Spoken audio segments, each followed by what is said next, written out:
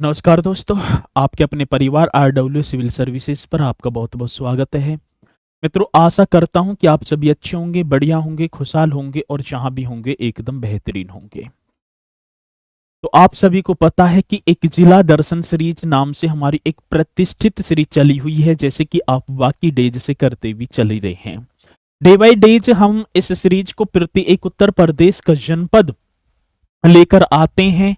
और इस जनपदों की यदि मैं बात करूं तो आपने यदि नोट्स बना लिए तो बहुत ही ज्यादा आपकी परीक्षा के लिए ये हेल्पफुल जो है सिद्ध होंगे। तो आज मैं बात कर पाऊंगा तो आज हमारा डिस्ट्रिक्ट होगा जिसका नाम होगा देवरिया। देवरिया की यहां पर मैं बात कर पाऊंगा तो देवरिया के बारे में पढ़ पाएंगे सर जी। देवरिया, ये आपको उत्तर प्रदेश का मानचित्र दिखाई पड़ रहा होगा और उत्तर प्रदेश के मानचित्र में यहां आपको दिखाई दे रहा होगा सर जी देवरिया जनपद। कौन सा? देवरिया जनपद। अब बात आती है सर देवरिया का उपनाम क्या है, तो देवारण्य। क्या कर देना है? देवारण्य और देवपुरिया। मैं बात करूं तो देवरिया का उपनाम क्या है? देवारण्य और देवपुरिया बताया जाता है। जिला मुख्यालय की बात तो होगी तो जिला मुख्यालय देवरिया में ही है। कहां है सर जी? देवरिया में। चलो आगे बढ़ेंगे। अब क्वेश्चन पूछा जाता है कि देवरिया जनपद में कुल तहसीलों की संख्या कितनी है।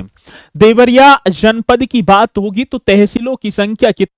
5, जिनमें मैं बात कर पाऊंगा तो आप बताएंगे देवरिया सदर, सैलमपुर होगा, रुद्रपुर, बरहज, भाटपार, रानी। ठीक है, ये आपकी तहसीलों की संख्या। जैसे कि आपको देवरिया के अब जनपद में, इस देवरिया जनपद के मानचित्र में दिखाई भी पड़ रही होगी, ये आपकी देवरिया हो गई। ठीक है जी, अब मतलब पूरा है। ठीक है, ये आपका सैलमपुर हो गया, एक सर जी बरहज होगा, रुद्रपुर हो गया, और ठीक है ना, एक भाट पर क्या होगा सर जी? रानी।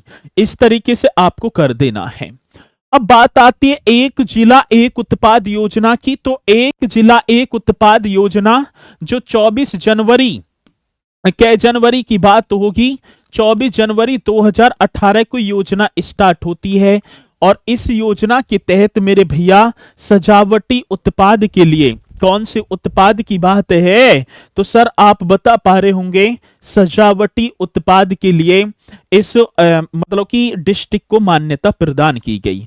इस जनपद की प्रमुख नदियों की बात आती है तो घाघरा, ठीक है, राप्ती और छोटी गंडक नदी, ये क्या होंगी सर जी? प्रमुख नदियां होंगी।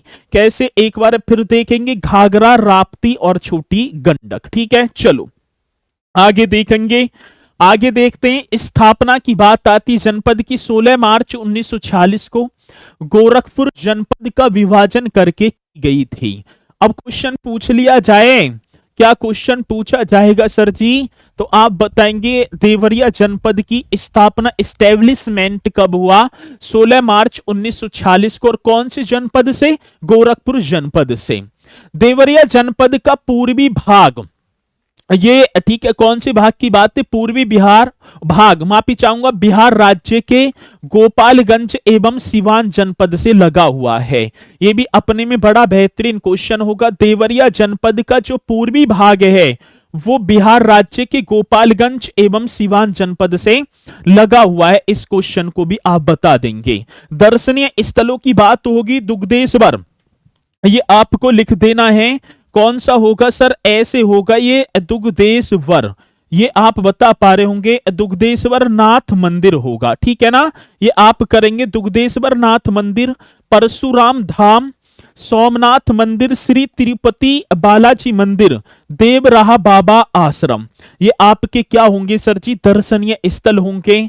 दुग्धेश्वर नाथ मंदिर होगा, परशुराम धाम भी होगा, सोमनाथ मंदिर होगा सर जी, और श्री तिरुपति बालाजी मंदिर होगा, और आपका देवराहा बाबा आश्रम। दर्शनीय स्थल हमसे परीक्षा में पूछे जाते हैं और मुझे उम्मीद है कि आप नोट करेंगे भी। ठीक है, ये आपका हो गया दुधवेश्वर नाथ मंदिर जो है। ठीक है, यहाँ देवराहा बाबा आश्रम भी होगा। इस तरीके से आपको दिखाई पड़ रहे हैं। देवरिया जनपद ब्रह्मर्षि देवराहा बाबा, भगवान दास गौड़, बाबा राघव दास एवं आचार्य नरेंद्र देव जैसे महापुरुषों की कर्म भूमि रहा है। देवरिया जनपद की बात है तो ब्रह्मऋषि देवराह बाबा, भगवान दास गौड़, बाबा राघव दास एवं आचार्य नरेंद्र देव जैसे महान पुरुषों की कर्म भूमि रहा। देवरिया में हुए सत्याग्रह और नमक आंदोलन का नेतृत्व बाबा राघव दास ने किया था।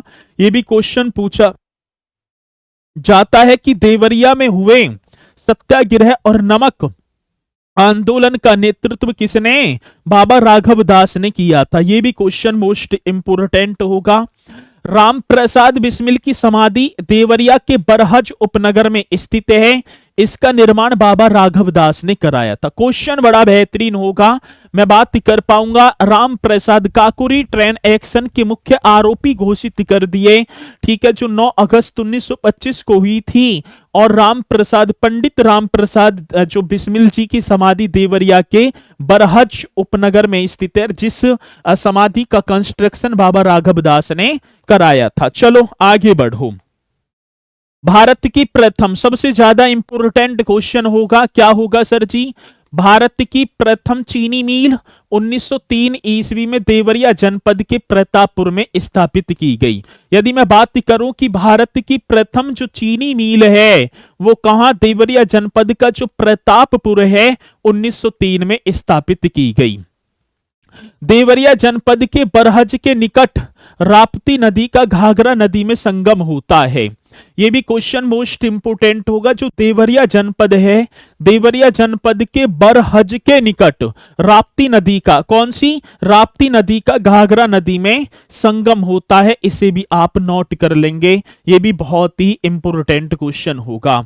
प्रसिद्ध हिंदी साहित्यकार डॉक्टर शंभुनाथ सिंह का जन्म देवरिया स्थित लार के एक रावत पार अमेठिया में हुआ था। मतलब गांव पड़ता है। तो प्रसिद्ध हिंदी साहित्यकार डॉक्टर शंभुनाथ सिंह का जन्म देवरिया स्थित लार के रावत पार अमेठिया में हुआ था। यह भी आप बता देंगे।